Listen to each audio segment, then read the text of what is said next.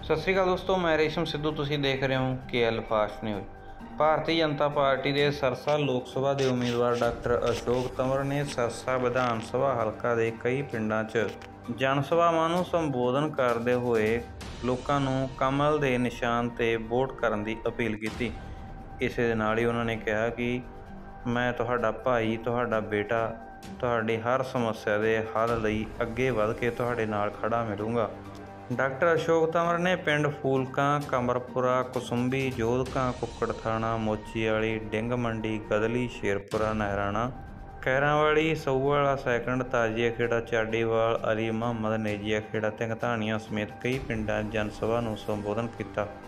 ਉਹਨਾਂ ਨੇ ਕਿਹਾ ਕਿ ਪ੍ਰਧਾਨ ਮੰਤਰੀ ਨਰਿੰਦਰ ਮੋਦੀ ਦੇ ਹੱਥਾਂ 'ਚ ਦੇਸ਼ ਸੁਰੱਖਿਅਤ ਹੈ ਅਤੇ ਦੇਸ਼ ਨੂੰ ਵਧੀਆ ਸ਼ਾਸਨ ਤੇ ਸਭ ਦਾ ਸਾਥ, ਸਭ ਦਾ ਵਿਕਾਸ ਦਾ ਨਾਅਰਾ ਦੇਣ ਵਾਲੀ ਭਾਰਤੀ ਜਨਤਾ ਪਾਰਟੀ ਨੇ ਆਮ ਆਦਮੀ ਦੇ ਨਾਲ ਮਿਲ ਕੇ ਇਸ ਨੂੰ ਪੂਰਾ ਕਰਨ ਦਾ ਕੰਮ ਕੀਤਾ ਹੈ। ਉਹਨਾਂ ਨੇ ਕਿਹਾ ਕਿ ਸਭ ਨੇ ਮਿਲ ਕੇ ਪੂਰੀ ਜ਼ਿੰਮੇਵਾਰੀ ਨਾਲ ਕਮਲ ਦੇ ਫੁੱਲ ਦੇ ਬਟਨ ਦਬਾ ਕੇ ਵੋਟ ਕਰਨੀ ਹੈ। ਉਹਨਾਂ ਨੇ ਕਿਹਾ ਕਿ ਮੋਦੀ ਜੀ ਨੂੰ ਤੀਜੀ ਵਾਰ ਪ੍ਰਧਾਨ ਮੰਤਰੀ ਦੀ ਕੁਰਸੀ 'ਤੇ ਪਹੁੰਚਾਉਣਾ ਤਾਂ ਕਿ ਦੇਸ਼ ਦਾ ਵਿਕਾਸ ਦਾ ਰਾਹ ਉਸੇ ਤਰ੍ਹਾਂ ਹੀ ਅੱਗੇ ਵੱਧ ਸਕੇ। ਉਹਨਾਂ ਨੇ ਕਿਹਾ ਕਿ ਮੈਂ ਤੁਹਾਡਾ ਸਾਥੀ ਤੇ ਸਹਿਯੋਗੀ ਬਣ ਕੇ ਇਲਾਕੇ ਦੀ ਤਰੱਕੀ ਲਈ ਕੰਮ ਕਰਦਾ ਰਹੂੰਗਾ। ਡਾਕਟਰ ਅਸ਼ੋਕ ਤੰਵਰ ਨੇ ਕਿਹਾ ਕਿ ਉਹਨਾਂ ਨੇ ਰੇਲਵੇ, ਸਿਹਤ, ਸਿੱਖਿਆ ਅਤੇ ਆਮ ਆਦਮੀ ਦੇ ਵਿਕਾਸ ਲਈ ਜੋ ਕੰਮ ਕੀਤੇ ਹੈ ਉਹ ਤੁਹਾਡੇ ਸਾਹਮਣੇ ਹੈ ਔਰ ਪਹਿਲਾਂ ਵੀ ਮੈਂ ਤੁਹਾਡੇ ਵਿਕਾਸ ਦੇ ਕੰਮਾਂ 'ਤੇ ਹਰ ਦੁੱਖ ਸੁੱਖ ਦਾ ਸਾਥੀ ਰਿਹਾ ਅਤੇ ਅੱਗੇ ਵੀ ਇਸੇ ਤਰ੍ਹਾਂ ਹੀ ਤੁਹਾਡੇ ਦੁੱਖ ਸੁੱਖ 'ਤੇ ਸਾਥੀ ਰਹਿ ਕੇ ਵਿਕਾਸ ਦੇ ਕੰਮ ਕਰਦੇ ਰਹਾਂਗੇ। ਡਾਕਟਰ ਅਸ਼ੋਕ ਤੰਵਰ ਨੇ ਆਉਣ ਵਾਲੀ 25 ਮਈ ਨੂੰ ਕਮਲ ਦੇ ਫੁੱਲ 'ਤੇ ਬਟਨ 'ਤੇ ਨਿਸ਼ਾਨ ਦਬਾ ਕੇ ਭਾਰੀ ਵੋਟਾਂ 'ਤੇ ਜਿਤਾਉਣ ਦੀ ਅਪੀਲ ਕੀਤੀ ਹੈ। ਇਸ ਦੌਰਾਨ ਉਹਨਾਂ ਨਾਲ ਅਮਨ ਚੋਪੜਾ, ਗੋਬਿੰਦ ਕਾਂਡਾ, ਭੁਪੇਸ਼ ਮਹਿਤਾ ਸਮੇਤ ਹੋਰ ਕਈ BJP ਦੇ ਨੇਤਾ ਅਤੇ ਕਾਰਿਆਕਰਤਾ ਮੌਜੂਦ ਰਹੇ।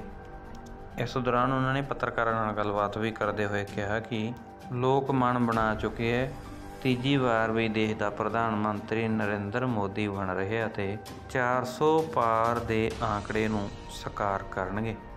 वो कहते हैं भले हाथी निकल गया पूछ पूछ बाकी है, तो ऐसा ही है। अब तो 50 दिन का चुनाव निकल गया और 20-22 दिन का चुनाव बाकी है और इस बीच में लाखों लोगों से जनसंपर्क हम लोगों ने किया, उनका आशीर्वाद लिया और पूरा देश एक बार फिर मोदी जी के साथ है, कमल खिलाने के लिए तैयार है। पहले से ज़्यादा मजबूती से वो कमल खिलाएगा और जो विरोधी लोग हैं मुझे लगता है कि उनकी जमानतें जब्त होंगी और जमानतें बचाने के लिए संघर्ष करेंगे। उसी क्रम में 4 तारीख को मैं सभी साथियों के आशीर्वाद से नॉमिनेशन भरूंगा। नेहरू पार्क में सुबह 10 बजे सब लोग पहुंचेंगे। माननीय मुख्यमंत्री जी आएंगे, विप्लव जी आएंगे, पूरे हमारे इस लोकसभा की लीडरशिप आएगी। तो बहुत जोश है लोगों में और नॉमिनेशन के दिन ही पता चल जाएगा कि यहाँ पर जो और दूसरा मामला है वो सब हवा हवाई था। जमीन पर कहीं भी ना उनके पास संगठन है, ना लोगों का विश्वास है और एक तरफा जीत जो है भारतीय जनता पार्टी की होती है। जहाँ जिसकी आवश्यकता होगी वहाँ वो आएगा, वो काम करेगा। हर पार्टी का नेता अपने तरीके से काम करने में लगा हुआ है और जो कैंडिडेट हैं वो जनता के बीच में जाकर के जनसंपर्क कर रहे हैं। आज हम फूलका गाँव में है, इसका तो नाम ही ऐसा लगता है ऊपर वाले ने पहले से ही फूल गाँव मतलब फूल के साथ है, मोदी जी के साथ है, मोदी का परिवार है। फूलका गांव के अंदर कभी भी NLO के अलावा नहीं जीत हासिल की है, क्या इस बार फूलका गांव के अंदर कमल फूल खिल सकता है? नहीं, मैं तो पहले भी जीता हूँ इस गांव में, पहले भी आशीर्वाद मिला है।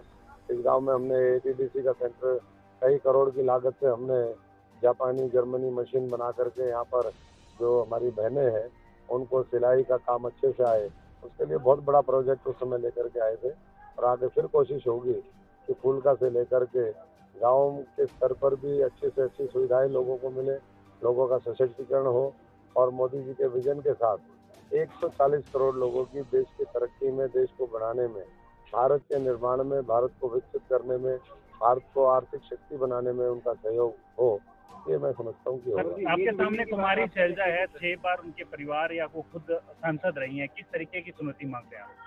देखिए, पहली बात तो जब देश ने मन बना लिया हो, एक विचारधारा को चुन लिया हो, एक नेतृत्व के साथ वो जुड़ करके देश में तीसरी बार सरकार बनाना चाहते हो, तो पहली बात तो कोई व्यक्तिगत यहाँ कोई मुझे नहीं लगता कि महत्वपूर्ण है। लेकिन जब मैं सांसद था, हमारे पत्थर और हमारी उपलब्धि देख लीजिए, और जिनके बारे में आप चर्चा कर रहे हैं उनके पत्थर ढूंढ लीजिए, आपको समझ में आ जाएगा कि मुझे एक बार मौका दिया यहाँ के लोगों ने। हम 45-50 हज़ार करोड़ रुपए के प्रोजेक्ट लेकर के आए, और जब अब मोदी जी का साथ है, आशीर्वाद है, तो लाखों करोड़ रुपए के फिर प्रोजेक्ट लेकर के आएंगे।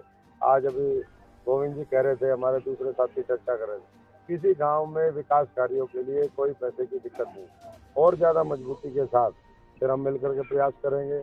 और न केवल आज तीसरी बार देश के अंदर सरकार बने, बल्कि प्रदेश में फिर दोबारा मनोहर लाल जी, नायब जी के नेतृत्व में तीसरी बार फिर सरकार बनाने की ओर आज हमारा प्रदेश अग्रसर है। और किसान मजदूर हर वर्ग अपने आप को ताकतवर महसूस कर रहा है।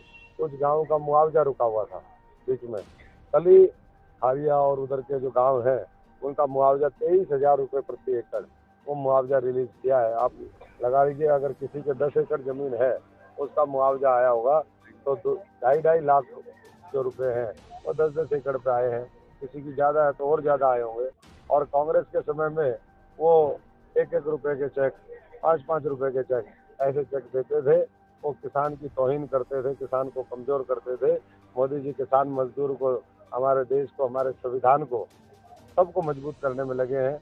और इसीलिए मोदी जी के खिलाफ ये षड्यंत्र जो करने वाली ताकतें हैं, देश की जनता उनका मुंह तोड़ जवाब देगी। हमारी चर्चा का नॉमिनेशन था, कांग्रेस के कुछ एक नेता यहाँ पर थे, लोकल विधायक तक यहाँ नहीं थे।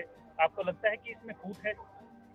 देखिए, सबको पता है, ये मीडिया ने, आप लोगों ने क्यों हवा बना दी थी मुझे पता नहीं। जिस पार्टी के पास संगठन ही नहीं है, जिसके पास न बूथ पे संगठन, न गांव में वर्कर, ना लोगों के बीच में जाना आना, ना उनका यहाँ पर रहना, तो ये सारी चीज़ें इस बात का संकेत है कि हवा में जो है बहुत ज़्यादा समय तक वो नहीं होता। हेलीकॉप्टर, हवाई जहाज को भी एक बार ज़मीन पर उतरना पड़ता है, तेल खत्म हो चुका है।